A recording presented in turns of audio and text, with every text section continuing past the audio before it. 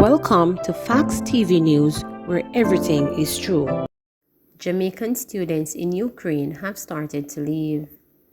Some Jamaican students studying in Ukraine have started to leave the country in light of warning from Western powers that an invasion by Russia could be imminent. More than a dozen countries have urged their citizens to leave Ukraine. Foreign Affairs Minister Kamina Johnson-Smith says other Jamaican students are making arrangements to leave the European country. 4 have decided to leave. In fact, 1 has already left. 3 have been made arrangements to leave over the next few days, and 1 new student has just arrived. So we recognize that the circumstances can change rapidly in this highly charged geopolitical environment, and as we have advised the students, they should continue to assess their circumstances, and there will be further updates in this regard. The government says 42 Jamaicans are privately pursuing territory studies in Ukraine. Meanwhile, the Foreign Affairs Minister is urging the remaining Jamaican students to monitor flight availability in case they need to leave Ukraine. She also wants them to make arrangements to travel quickly if circumstances change. At death's door. Mighty in hiding after gun attack at Fishing Beach yearns for return to normal life. On Sunday, November 28, 2021, Novelet Mighty was sitting in her vehicle at the Greenwich Town Fishing Village in Kingston, from which she ran a successful operation for years and served as president of the Benevolent Society, when a shadow at the door caught her attention. When she glanced up, Mighty found herself looking into the business end of a handgun. Before she could react, there was a barrage of gunshots, and she soon realized that she had been shot through the mouth. With blood gushing from her mouth and her tongue going numb, Mighty looked around in consternation as the gunman turned backwards towards her and fired into the vehicle again. This time, a bullet pierced her upper body. It was the start of a nightmare for the woman who for years was active in beach activities and lobbied on behalf of her fellow fisherfolk. Recalling the frightening ordeal, Mighty, who has gone into hiding, told reporters that for 2022, her solemn wish is to be allowed to return to some semblance of the normal life she once enjoyed. When me look around for somebody to help me, there was no one. Everybody gone left me, she recalled as she related the experience over the phone. Worried that she could lose consciousness, the injured woman tried to turn over the ignition key, but her right hand, which has been shattered by the would-be assassinated bullet, would not cooperate. She then used her left hand to start the vehicle and sped off, determined to get to Kingston Public Hospital, KPH. Upon exiting the beach road, Mighty turned on the hazard light and turned the vehicle against the traffic flow, heading towards downtown Kingston. Using her left hand to steer, she almost crashed into an oncoming vehicle when she turned left on Industrial Terrace, but managed to right the vehicle after swerving and nearly losing control. As she careened up Industrial Terrace, turning right at the traffic light at the intersection with Spanish Town Road, the vehicle was traveling well in excess of 100 km per hour when she took the left turn on the North Street at breakneck speed. She realized that she was in danger of being as a crazy driver. As she flashed past the Jamaica Defense Force personnel manning the Zone of Special Operations checkpoint in Denham Town, Mighty shouted to the startled soldiers, "Gunshot, gunshot," never once easing up after the accelerator. When we reached at Kingston Public Hospital door and parked my vehicle, I take out my handbag, pick up my phone and drop it in the bag, put it over my shoulder and said to the porter, "Gunshot, gunshot."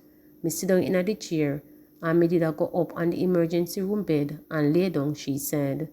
As the attending physician asked quick-fire questions such as her name, address, and the like, the injured woman calmly answered, but she almost lost it when he began sharing the details of his examination.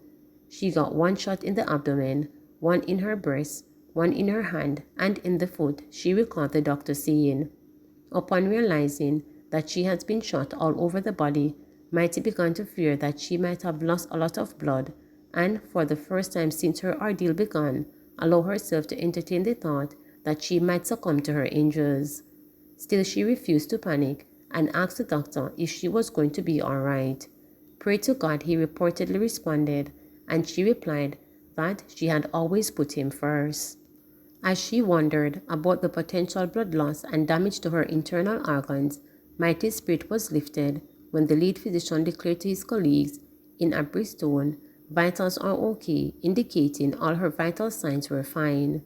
One of the bullets shattered the bone in the right hand, and corrective surgery involving the replacement of pins is planned. The one which hit in her head took with her 4 teeth, and for that, she needs more surgery. All the other bullets went through her body and did no irreplaceable damage. As she recuperates in hiding, the businesswoman is giving thanks to God and to the team of medical practitioners who attended to her, still fearful that persons who orchestrated the attempt on her life may try again. Since then, Mighty, who has been a long-standing activist for development of the fishing village and improvement in the welfare of every member of the fishing community, has learned that she was wrongly accused of paying someone to kill a man whose life was suffered out while she was abroad a few months before she was shot. In a previous interview, Mighty had recalled that in the past, the Greenwich Town village has been under the control of thugs who took advantage of the friction between the fisher folks and the marine police. However, a series of meetings has resulted in the tension mellowing out, and the fisher folks and the police, marine and land, now work together to keep their beach free of criminal activities. Over the years, as the fishing community evolved into a more structured organization with assistance of the Jamaica Social Investment Fund, the University of the West Indies and other organizations, the fisher folks were now required to comply with rules and regulations in conducting their trade. The man she is accused of ordering a hit for is someone with whom she had frequently butt heads, as he insisted in doing things the old-fashioned way, Mighty said, pointing to why she believed she is being wrongly targeted. "I am being targeted, blamed for what I have not done, and to all those people targeting me, I am innocent," she stressed, adding that the man in question was no saint and in all likelihood was slain by his cronies. Now she said she is being deprived of a normal life and livelihood. "All I want back is my life, to be happy and free, to love my grandchildren. Me want back my life. Me innocent. Me no know nothing about the man's death. Why una target me?" she asked, her voice cracking from the effort of holding back the threatening flood of tears. Ground broken for 75 million Westmoreland Road project. Ground has officially been broken for the rehabilitation of the March Monterey Retrieve Road in Westmoreland. According to a release, the groundbreaking ceremony took place last Tuesday. The project is expected to cost $75 million. Work on the site has been underway since last December and is scheduled to be completed within the current financial year, which ends on March 31st. Minister without portfolio in the Ministry of Economic Growth and Job Creation, Everett Warmington, said that the scope of work on the 3.8-kilometer roadway includes patching, clearing of landslides, drain improvement, construction of retaining walls, as well as reshaping and resurfacing the corridor. The project is expected to bring relief to motorists, farmers, and commuters, he added, noting that the government remains committed to the development of the country's road network. Parliament sings its praises for 2021-2022 performance. As Parliament grows more accommodating, with most of its committees being chaired by government employees, members were positive about its performance up to the end of the 2021-2022 session.